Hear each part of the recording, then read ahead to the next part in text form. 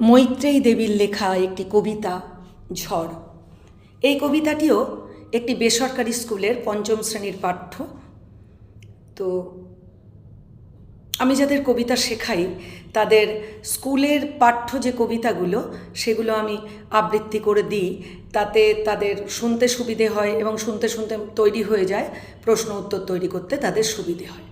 এখন কবিতাটি আমি আবৃত্তি করছি। ওমা সেদিন হাটের বারে মাঠের ধারে করতে গেছি খেলা দুপুরবেলা। এমন সময় এলোমেলো কোথা থেকে বাতাস এলো, হঠাৎ থেকে থেকে অন্ধকারে সমস্ত দিক কেমনে দিল ঢেকে। ছুটে পালাই ঘর, ওই এসেছে ঝড়। আমার যেন লাগলো ভারী ভালো, চেয়ে দেখি আকাশখানা এক্কেবারে কালো। কালো হলো বকুলতলা, কালো চাঁপার বন, কালো জলে দিয়ে পারি আসলো মাঝি তাড়াতাড়ি, কেমন যেন করলো আমার মন।